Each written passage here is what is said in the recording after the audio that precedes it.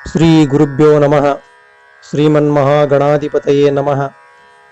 ಎನ್ನ ಆಧ್ಯಾತ್ಮ ಬಂಧುಗಳೇ, ನಡೆದಾಡುವ ದೇವರಾಗಿ ತ್ರಿಕಾಲ ಲಿಂಗ ಪೂಜಾಲೋಲರಾಗಿ ಬಸವಶ್ರೀ ಕಾಳಿದಾಸ ಕನಕ ಪುರಂದರ ಅನೇಕ ಪ್ರಶಸ್ತಿಗಳನ್ನು ಪಡೆದು ಅಂಧ ಅನಾಥ ಅಂಗಹೀನ ಮಕ್ಕಳ ತಂದೆಯಾಗಿ ಕನ್ನಡ ನಾಡಿನ ಉದ್ದಗಲಕ್ಕೂ ಸಂಗೀತದ ಹೊಳೆಯನ್ನು ಹರಿಸಿ ಹೋಗಿರತಕ್ಕಂಥ ಉಭಯ ಗಾಯನ ಆಚಾರ್ಯರಾಗಿರ್ತಕ್ಕಂಥ ಪಂಡಿತ ಪುಟ್ಟರಾಜ ಅಪ್ಪನವರು ಸಾವಿರಾರು ವಚನಗಳನ್ನು ಬರೆದಿದ್ದಾರೆ.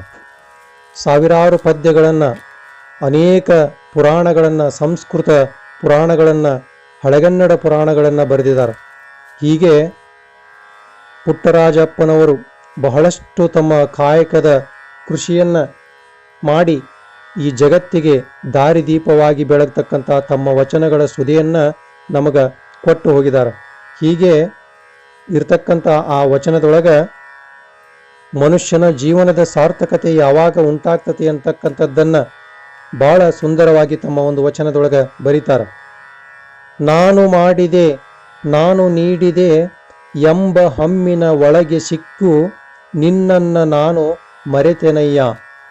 ನಾನು ಮಾಡಿದೆ, ನಾನು ನೀಡಿದೆ ಎಂಬ ಹಮ್ಮಿನೊಳಗೆ ಸಿಕ್ಕು ನಿನ್ನ ನಾನು ಮರೆದೆನಯ್ಯ. ಈ ಹಮ್ಮು ಬಿಡಿಸಿ ಸರ್ವತ್ರ ನೀನೆಂಬ ಭಾವವ ಹಿಡಿಸಿ ಎತ್ತಿಕೊಳ್ಳಯ್ಯ ತಂದೆ ಗುರುಕುಮಾರ ಪಂಚಾಕ್ಷರೇಶ್ವರ ಅಂಥೇಳಿ ಬರೀತಾರೆ. ಅಂದ್ರೆ ನಾವೇನು ಮಾಡ್ತೀವಂದ್ರೆ, ನಾವೇನಾದರೂ ಕಾರ್ಯವನ್ನು ಮಾಡಿದ ನಂತರ, ನಾವೇನನ್ನಾದರೂ ಮತ್ತೊಬ್ಬರಿಗೆ ನೀಡಿದ ನಂತರ, ಅಂದ್ರೆ ನಮ್ಮ ಸ್ವಕಾರ್ಯ ಮತ್ತು ಸ್ವಾಮಿ ಕಾರ್ಯ ಅಂಥೇಳಿ. ಸ್ವಕಾರ್ಯ ಅಂತಂದ್ರೆ ನಮಗಾಗಿ ಮಾಡ್ತಕ್ಕಂಥ ಕಾರ್ಯವನ್ನು ಮಾಡಿದ ನಂತರ ನಾವೇನು ಮಾಡ್ತೀವಂದ್ರೆ ನಾನಾ ಮಾಡೀನಿ ಅಂಥೇಳಿ ಎದೆಯನ್ನು ಬಡಿದುಕೊಳ್ತೀವಿ.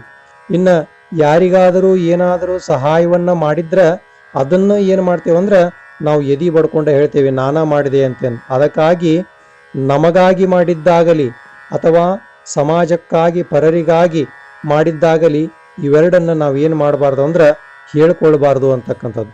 ನಾವು ಯಾವಾಗ ಅವುಗಳನ್ನು ಹೇಳ್ಕೊತೀವಲ್ಲ ಅವಾಗ ನಮಗೆ ಮನಸ್ಸಿನೊಳಗೆ ಅಹಂಕಾರ ಉತ್ಪತ್ತಿ ಆಗ್ತತಿ. ಆ ಅಹಂಕಾರ ಎಲ್ಲರಿಗೂ ಸಹಿತ ದನಗಳಿಗೆ 2 ಕೋಡಿದ್ರೆ ಹಮ್ಮಿಗೆ 10 ಕೋಡಂತ. ಅದಕ್ಕೆ ಆ ಅಹಂಕಾರ ಅಂತಕ್ಕಂಥ ಹಮ್ಮು ಬಂತಂದ್ರೆ ಮನುಷ್ಯನಿಗೆ 10 ದನದ ಕೋಡಿಗಿಂತ ಭಯಾನಕವಾಗಿರ್ತಕ್ಕಂಥ ಕೊಂಬುಗಳು ಮೂಡ್ತಾವ ಅಂತಕ್ಕಂಥದ್ದು ಬರ್ತತಿ. ಅದಕ್ಕಾಗಿ ನಾನು ಮಾಡಿದೆ, ನಾನು ನೀಡಿದೆ ಎಂಬ ಹಮ್ಮಿನ ಒಳಗೆ ಸಿಕ್ಕು ಆ ಅಹಂಕಾರ ಬಂದ ನಾ ಏನು ಮಾಡಿಬಿಟ್ಟನಂದ್ರೆ ನಿನ್ನನ್ನ ನಾನು ಮರೆತು ಬಿಟ್ಟನಪ್ಪ. ಅದಕ್ಕೆ ಈ ಅಹಂಕಾರವನ್ನು ಬಿಡಿಸಿ ಎಲ್ಲ ಕಡೆ ನೀನ ತುಂಬಿ ಅಂತಕ್ಕಂಥ ಜ್ಞಾನವನ್ನು, ತ್ರಿಕಾಲ ಸತ್ಯವನ್ನು, ಆ ಬ್ರಹ್ಮಜ್ಞಾನವನ್ನು ನನಗೆ ಉಪದೇಶ ಮಾಡಪ್ಪ ಅಂಥೇಳಿ ಪುಟ್ಟರಾಜಪ್ಪನವರು ಬಹಳ ಸುಂದರವಾದ ಒಂದು ವಚನಗಳನ್ನು ಬರೀತಾರೆ. ಅಂದ್ರೆ ಕರ್ಣ ದಾನವನ್ನು ಮಾಡಿ ಶ್ರೇಷ್ಠನಾದ, ದಾನವನ್ನು ಮಾಡಿ ಮಾಡಿ ಮಾಡಿ ಕೊನೆಗೆ ತನ್ನ ಒಂದು ಪ್ರಾಣವನ್ನು ಸಹಿತ ಕಳೆದುಕೊಂಡ. ಇನ್ನು ದುರ್ಯೋಧನ ತನ್ನ ಅಹಂಕಾರದಿಂದ ನಾನೇ ಮಾಡಿದೆ ಅಂತಕ್ಕಂಥದ್ದು, ರಾವಣನು ಸಹಿತ ತನ್ನ ಅಹಂಕಾರದಿಂದ ಏನು ಮಾಡಿದ ಅಂದ್ರೆ ಮೃತನಾದ. ಈ ಜಗತ್ತಿನೊಳಗೆ ನಾಶ ಎಲ್ಲಾರು ಆಗ್ತೈತಿ ಅಂದ್ರೆ ಅಲ್ಲಿ 2 ವಸ್ತುಗಳಿರ್ತಾವ. ಒಂದು ನಾನು, ಇನ್ನೊಂದು ನನ್ನದು ಅಂತಕ್ಕಂಥ ಈ 2 ಶಬ್ದಗಳು ಎಲ್ಲಿ ಬರ್ತಾವಲ್ಲ ಅಲ್ಲಿ ನಾಶದ ಒಂದು ಮುನ್ಸೂಚನೆ, ವಿನಾಶದ ಮುನ್ಸೂಚನೆ ನಮಗೆ ಕಾಣಸಿಗ್ತತಿ ಅಂತಕ್ಕಂಥದ್ದನ್ನು ನಾವೆಲ್ಲ ಪುರಾಣ ಇತಿಹಾಸಗಳ ಮೂಲಕ ನೋಡ್ಕೊತ ಬಂದೇವಿ. ಅದಕ್ಕಾಗಿ ನಾವೇನು ಮಾಡಬೇಕಪ್ಪ ಅಂದ್ರೆ ನಮ್ಮ ಜೀವನದೊಳಗೆ ನಾವು ಮಾಡಿದಂಥ ಕೆಲಸಗಳಿದ್ರೂ ಸಹಿತ ಅದನ್ನು ಒಡೆದು ಹೇಳುವಂಥ ಒಂದು ಕೆಲಸವನ್ನು ನಾವು ಮಾಡಬಾರ್ದು. ಅದು ನಮ್ಮ ಮಾಡಿದಂಥ ಭಾವನೆ ನಮ್ಮ ಮನಸ್ಸಿನೊಳಗಿತ್ತಪ್ಪ ಅಂದ್ರೆ ನಿಷ್ಕಾಮ ಕರ್ಮವನ್ನು ನಾವೇನಾದರೂ ಮಾಡಿದೀವಪ್ಪ ಅಂತಂದ್ರೆ ನಮಗೆ ಪರಮಾತ್ಮನ ಒಂದು ಒಲುಮೆ ಬಹಳ ಬೇಗವಾಗಿ ಆಗ್ತತಿ ಅಂತಕ್ಕಂಥದ್ದು. ಅದಕ್ಕಾಗಿ ಜಗತ್ತಿನೊಳಗೆ ನಾವು ಎಲ್ಲರಿಗೂ ಬೇಕಾಗಬೇಕು ಅಂತಂದ್ರೆ ನಾನು ಮತ್ತು ನನ್ನದು ಅಂತಕ್ಕಂಥ ಶಬ್ದವನ್ನು ಬಿಟ್ಟು ನೀವು ಇದು ನಿಂಬದು ಅಂತಕ್ಕಂಥ ಒಂದು ಶಬ್ದವನ್ನು ನಾವೇನಾದರೂ ಬಳಸಲಿಕ್ಕೆ ಪ್ರಾರಂಭ ಮಾಡಿದ್ದ ನಿಜ ಇದ್ರೆ ನಾವು ಜೀವನದೊಳಗೆ ಬಹಳ ಒಂದು ಎತ್ತರದ ಸ್ಥಾನಕ್ಕೆ ಹೋಗ್ತೀವಿ ಅಂತಕ್ಕಂಥ ಮಾತನ್ನು ಹೇಳಿ, ತೆಂಗಿನ ಮರ ನಾವೆಲ್ಲರೂ ನೋಡ್ತೀವಿ.